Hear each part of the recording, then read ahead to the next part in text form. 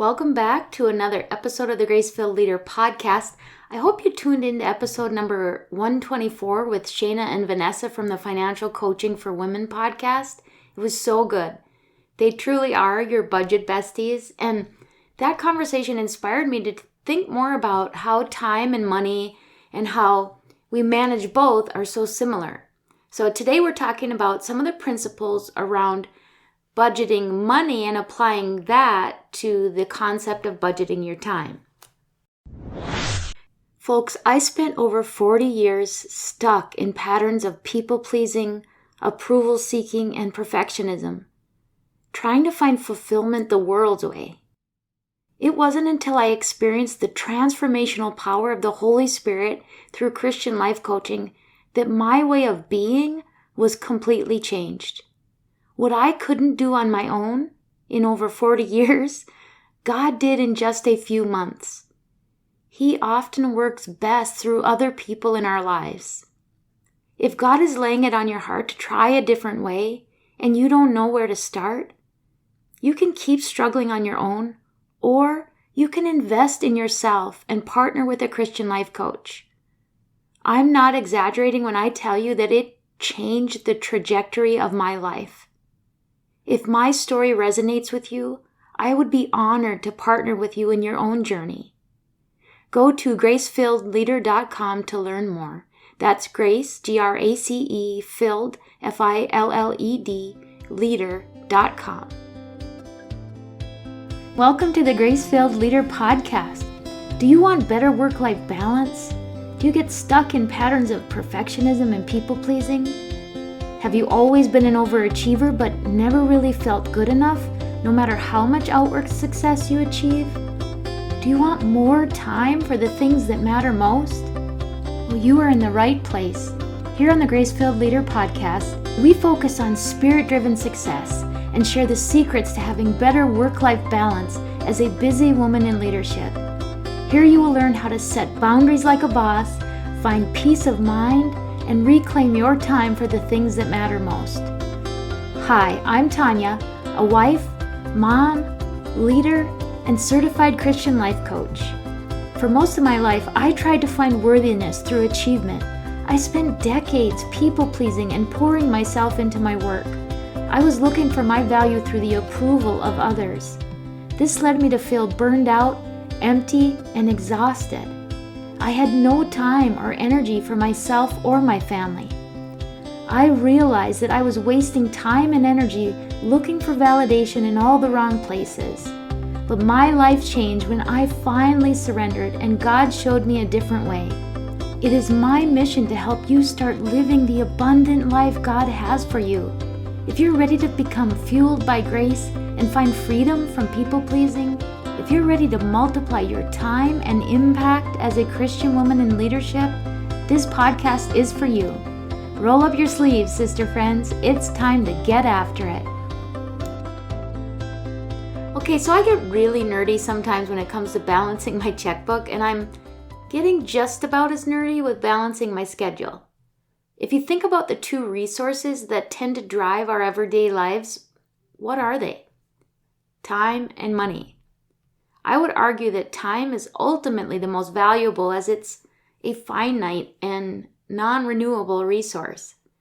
There is no mechanism by which we can make a day any longer than 24 hours, no matter how hard we try. We truly have to learn within our means when it comes to time, just like we do with money. But there are always ways to make more money. It's just whether or not we're willing and able to do it. But that's beside the point. Today I want to talk about the parallel of time and money and how the key to balancing both is to first start with building an awareness or auditing what you have and how you use it. We already talked last month about the first step to my balance coaching framework, starting with the B in balance, which stands for belief.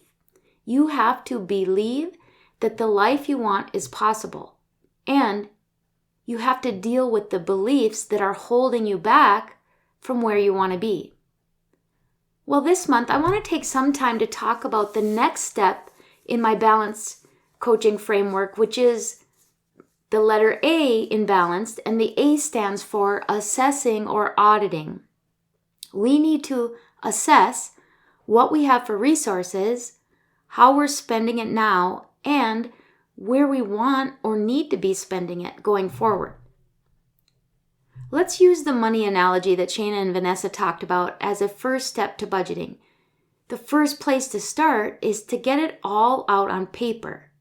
Your income, your debt, your bills, and your spending.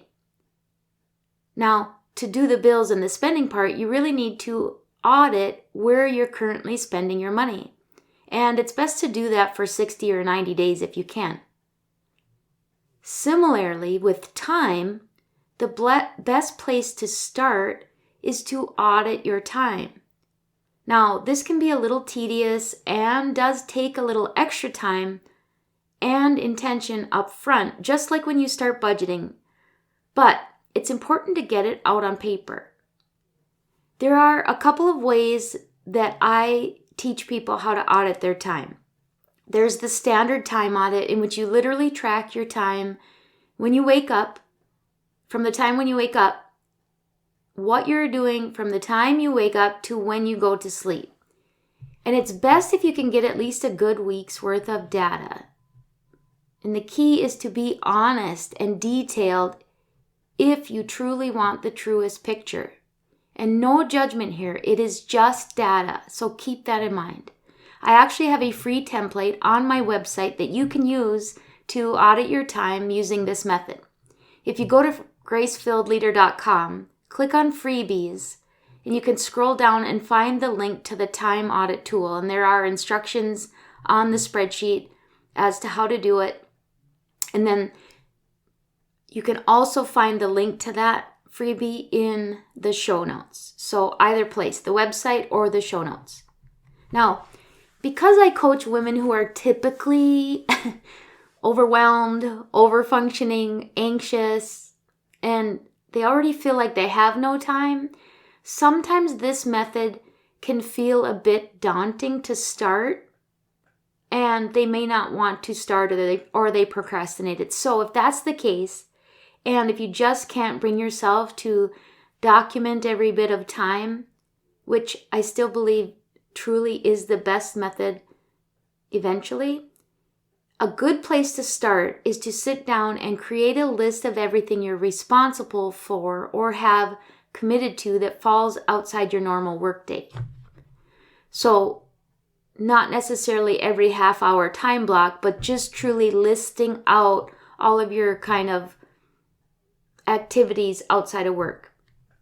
And I say outside of work because it can really be helpful to separate the outside of work activities from your work activities, though an audit of both is important, especially if you find yourself routinely staying late at work or having difficulty getting everything done in a normal workday.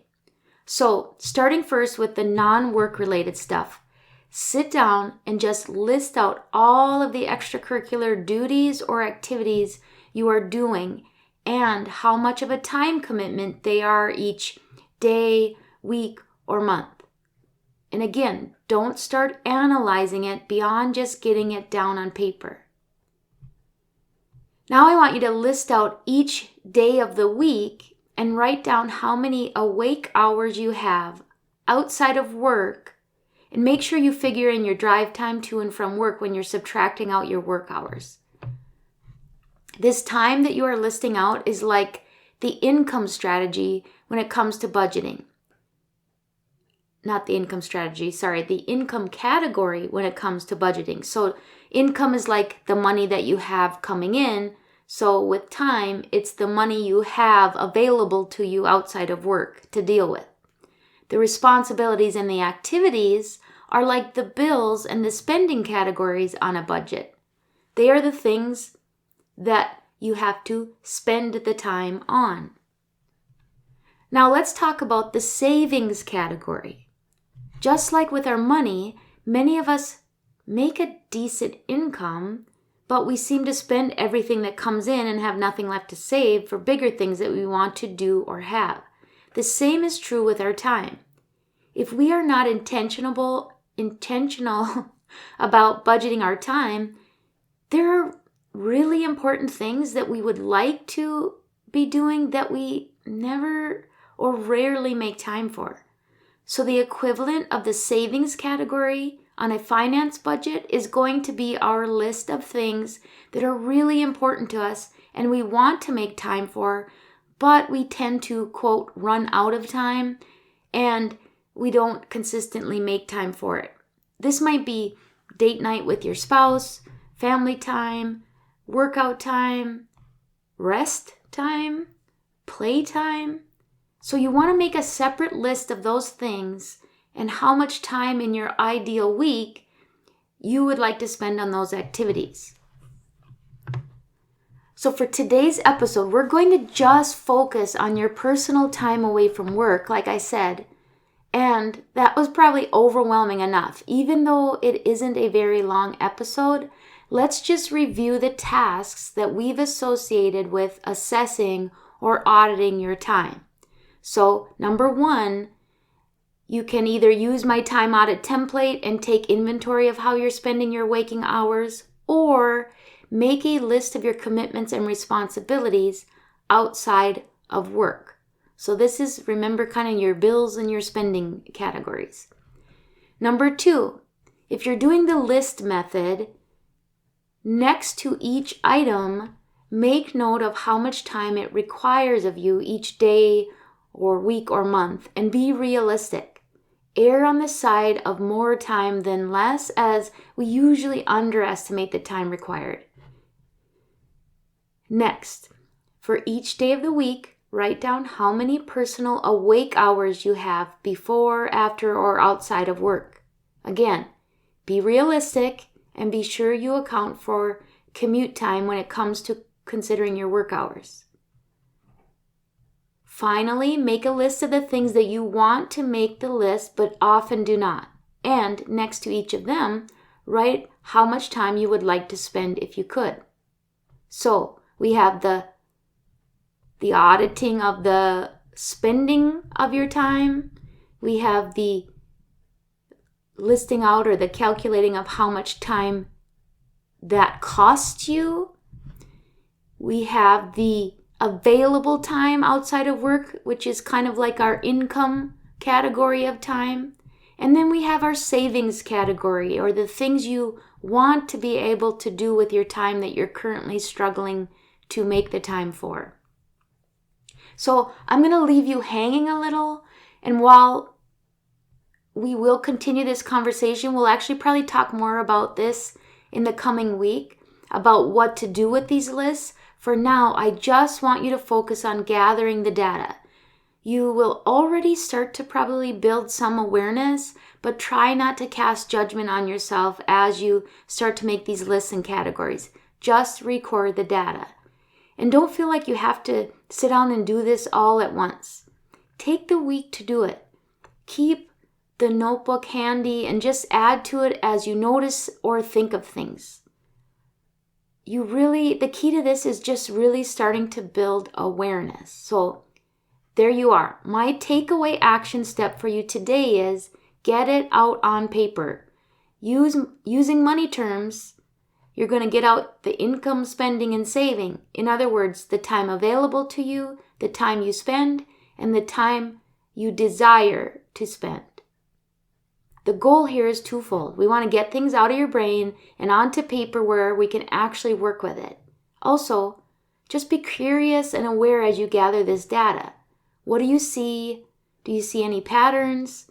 Do you have any insights? Wow, I had no idea how much I'm doing or trying to do. Perhaps it will shed a little light on where there's room to show yourself some grace. I would love to know. If you aren't already, I would love for you to join our free Facebook community and share any insights or questions or even frustrations as you do your time audit.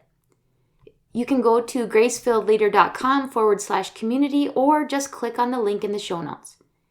And if you know someone who could benefit from this episode or the show or the community, please do me the honor of sharing and leaving a review of the show. Every review that you leave helps improve the odds of other listeners who need to hear this finding the show. So that's all I have for you today, my lovelies. So tune in next week as we talk about what to do with your lists. And as always, I pray the Lord fills you with gratitude, peace, and His amazing grace. I pray this episode blessed you, spoke to you, or encouraged you in some way. If so, please share it with a friend and head on over to Apple Podcasts to leave me a review. That's the only way for me to know if you're enjoying the show. Nothing blesses me more than to hear from you. Also, come on over to our free Facebook community. This is a great place for us to support one another on our faith and leadership journeys. You can find the link to the group in the show notes or go to gracefilledleader.com/community. If you have questions or content ideas for the show, please send me a message on SpeakPipe or via email. Go to gracefilledleader.com/contact and leave a written or voice recorded message. I would love to know how I can best serve you on the podcast. Now to Him who can do immeasurably more than we can ask or imagine, according to His power that is at work within us. Ephesians 3, verse 20. Until next time, my friends, God bless.